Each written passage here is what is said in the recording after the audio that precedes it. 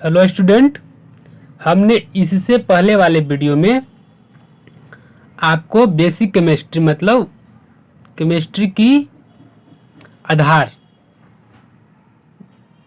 यानी कि 12वीं क्लास स्टार्ट करने से पहले हम आपको केमिस्ट्री का आधार पढ़ा रहे हैं कि मतलब जो यूज होगा आगे उसके बारे में पढ़ा रहे हैं। तो हमने आपको ऑलरेडी 3 वीडियो बना चुका है, ये चौथा वीडियो होगा।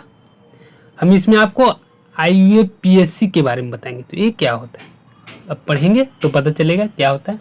तो चलिए यहाँ लिख दिए हैं, क्या लिखा हुआ है, कह रहा है कि यौगिकों के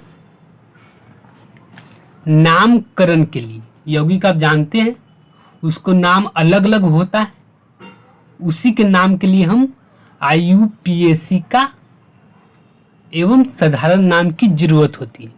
IUPAC एवं साधारण नाम क्या है उसके इसके बारे में भी बताएंगे कि साधारण नाम क्या है। IUPAC के बारे में भी बताएंगे, IUPAC इसके बारे में भी बताएंगे क्या है, और इसके बारे में भी बताएंगे।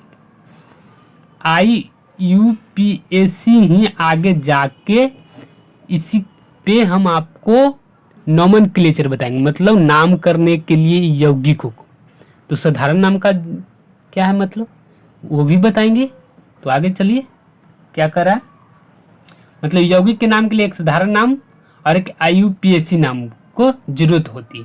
तो IUPAC का मतलब क्या होता है, यहाँ पे हमने इसको फुल फॉर्म लिख दिया। यह IUPAC, तो इसका फुल फॉर्म आई से होगा इंटरनेशनल, इतना ही होगा, हमने यहाँ पूरा इसको लिख दिया था। आई का मतलब हो गया इंटरनेशनल, यू का मतलब हो गया यूनियन, पी का मतलब हो गया प्योर, ए का मतलब हो गया अप्लाइड, सी का मतलब हो गया केमिस्ट्री, मतलब इंटरनेशनल यूनियन प्योर केमिस्ट्री, ये होता है IUPAC का मतलब। इसका फुल फॉर्म ये शॉर्ट फॉर्म में लिखा गया, इसके बारे में एकदम डिटेल से बताएंगे। तो IUPAC फुल फॉर्म था, फुल फॉर्म बताया जो शॉर्ट फॉर्म था। अब इसके बारे में आगे हम और चर्चा करते हैं। तो चर्चा क्या है, चर्चा है कि IUPAC नाम और साधारण, यहाँ पे देखिए साधारण लिखा हुआ है, IUPAC नाम और साधारण नाम के बीच का अंतर उनके नामकरण के तरीकों, उपयोग और सटीकता में होता है। यहाँ कह रहा है कि IUPAC नेम और साधारण नाम का अंतर कैसे आप करेंगे, तो मतलब उसका उपयोग करेंगे, दो यौगिक लेंगे उसके उपयोग करेंगे, या तो फिर उसके तरीके या सटीकता दिखाएंगे। सटीकता मतलब क्या होता है, सटीकता यहाँ लिखा हुआ ना, इसका मतलब होता है प्यूरिटी, मतलब उस चीज में कितना ज़्यादा अशुद्धियाँ हैं, कितना कम अशुद्धियाँ हैं, कितना वो अच्छा पदार्थ है, कितना कम अच्छा पदार्थ है, इसके बारे में अध्ययन करना, इसके बारे में जानना ही सटीकता कहलाता है। इस सटीकता है हिंदी का वर्ड ही है, लेकिन बहुतों को नहीं पता होता है कि सटीकता है क्या है, बहुत सा वर्ड हिंदी का पता नहीं होता है। अब IUPAC के बारे में ही पढ़ेंगे, पूरा डिटेल से बोले थे हम आपको आगे बताएंगे। तो अब हम यहाँ आपको एकदम डिटेल से बताने जा रहे हैं।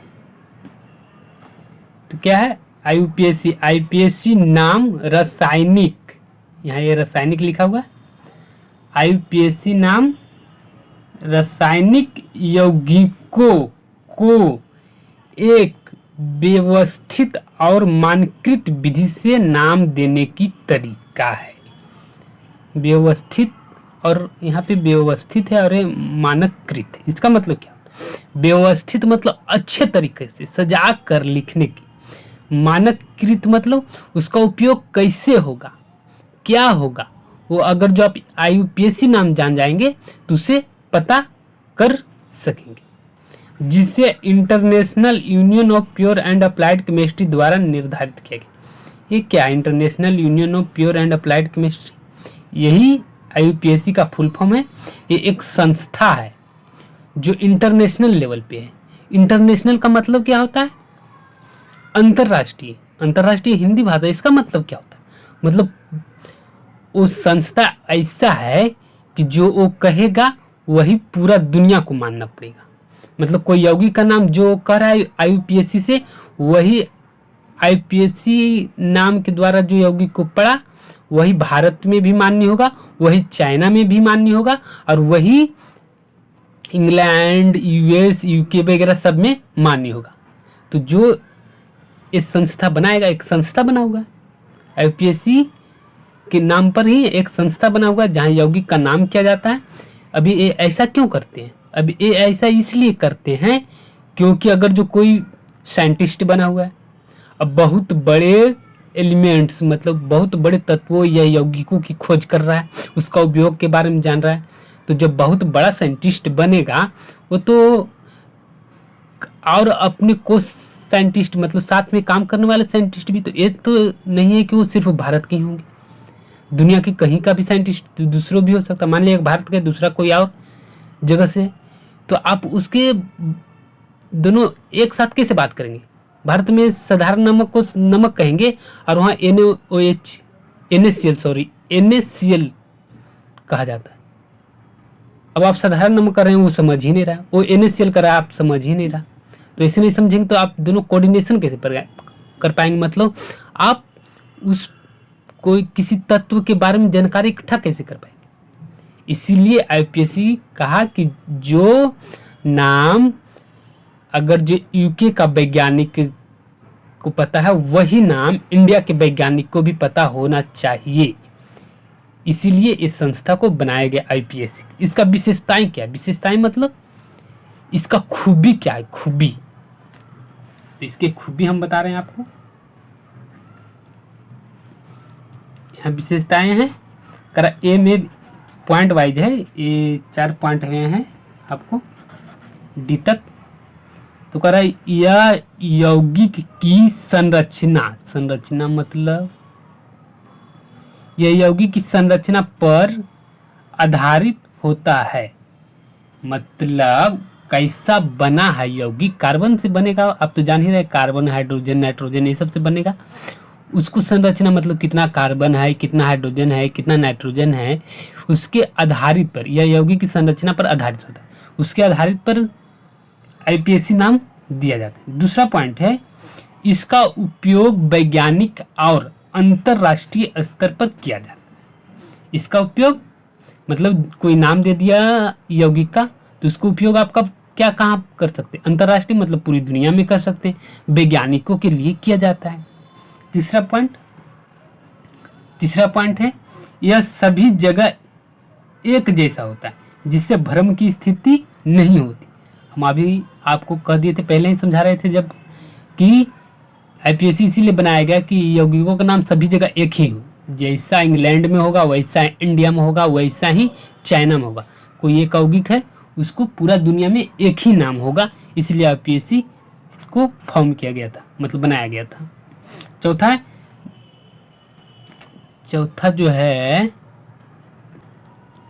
है नियम आधारित और सटीक नामकरण होता है। नियम आधारित और सटीक मतलब क्या होता है? नियम आधारित और सटीक नामकरण मतलब जो नियम के द्वारा वहाँ पे वैज्ञानिक हैं और उसके जांच करेंगे, उसके आधार पे IUPAC संस्थान में नाम दिया जाता है। किसको? किसी दूसरे यौगिक को। तो इसीलिए IUPAC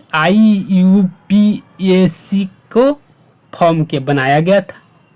अब इसी के आधार पर आगे आप नोमेनक्लेचर पढ़ेंगे, तरह तरह यौगिक है उसको नाम हम कैसे देंगे, उसके बारे में हम कॉन्सेप्ट सिखाएंगे। इस पे ही 2-3 वीडियो बनेगा।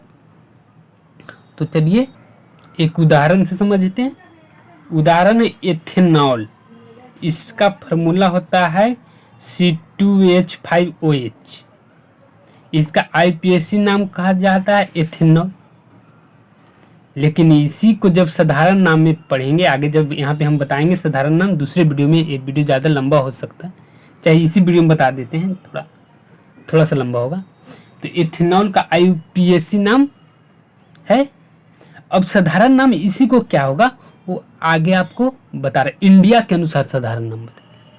साधारण नाम किसके मतलब जो इंडिया में बोला चला जा रहा है उसी के बारे में, मतलब यौगिक के नाम जो दिया गया है उसको हम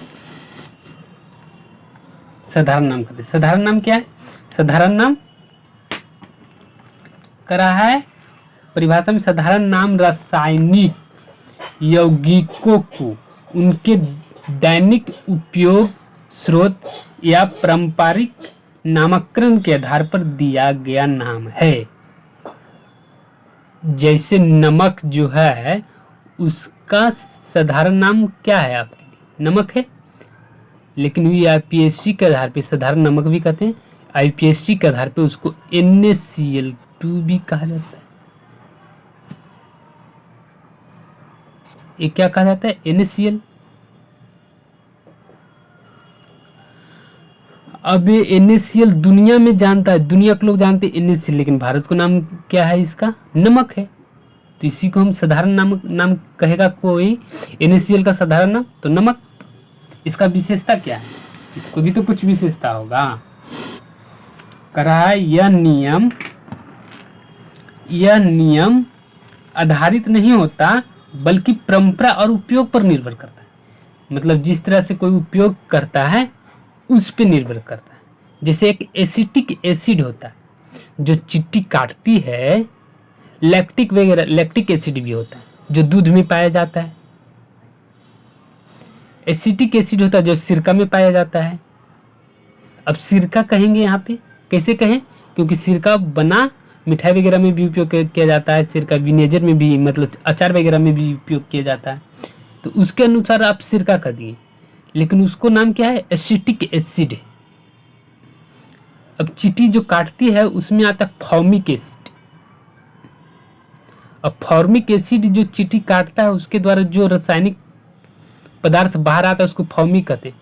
लेकिन आप लोग क्या कहेंगे? चिट्टी काटा इसलिए यहाँ पे दर्द हो रहा है, ये हो रहा है। तो क्या आप रासायनिक नाम दे रहे हैं कि इस रसायन की वजह से ऐसा हो रहा है? नहीं हो रहा। तो साधारण नाम आप क्या कहेंगे? चिट्टी काटे वाला रसायन है। अब दूसरा पॉइंट है इसका कि यह क्षेत्रीय हो सकता है और कई बार अलग अलग स्थानों पर भिन्न, मतलब अलग अलग नाम हो सकते हैं।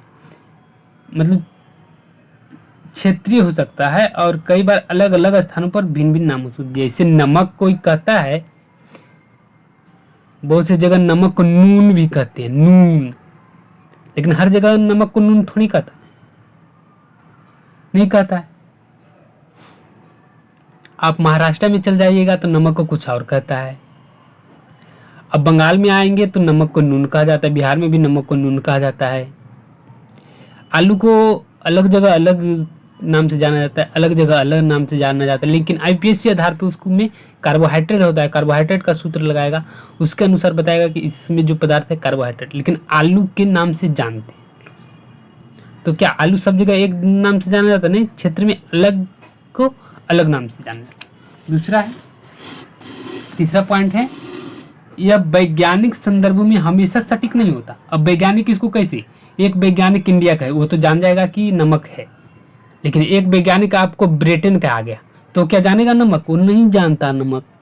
तो वो क्या सटीक होगा उसके लिए? उसके लिए मतलब उस चीज के बारे में अध्ययन करना सटीक होगा? नहीं होगा। जब नहीं होगा तो वैज्ञानिक संदर्भ में हमेशा सटीक नहीं है। यही पॉइंट यहाँ लिखा है।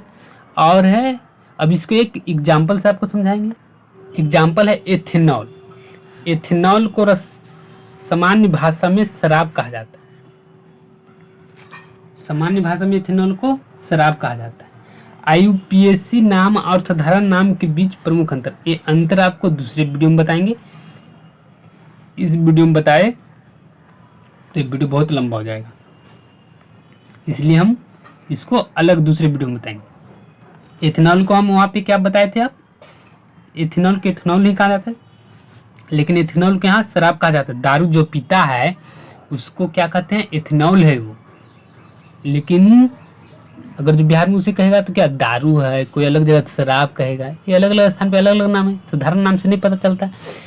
जब साधारण नाम से नहीं पता चलता है इसलिए हमें IUPAC नाम पढ़ना पड़ता है। और IUPAC नाम एकदम डिटेल्स में बताएंगे, इस पर चाहे जितना वीडियो बने। इसके बाद हम आपको 12th क्लास के चैप्टर स्टार्ट कर देंगे। अभी टाइम है, जनवरी में हो सकता है स्टार्ट कर देंगे, नहीं तो हो सकता है दिसंबर से ही स्टार्ट कर दें। Thank you for watching. इस वीडियो के आप दूसरे लोगों तक शेयर जरूर करें, अपने दोस्तों के पास शेयर करें, दोस्तों से इसे सब्सक्राइब करवाएं, कमेंट बॉक्स में कमेंट करें जिस स्थान पे आपको समझ में नहीं आया हो। हम ये नहीं करें कि पूरा पढ़ा रहे हैं जो आपको समझ में आ जाए। जिस स्थान पे आपको समझ में नहीं आया हो वहाँ पे आप कमेंट करेंगे तो हम वो कमेंट को देखेंगे, उसके अनुसार आगे वाले वीडियो में हम अच्छे से उसको इम्प्रूवमेंट करेंगे। Thank you for watching. इस वीडियो को आप शेयर जरूर करें लोगों के पास। Thank you.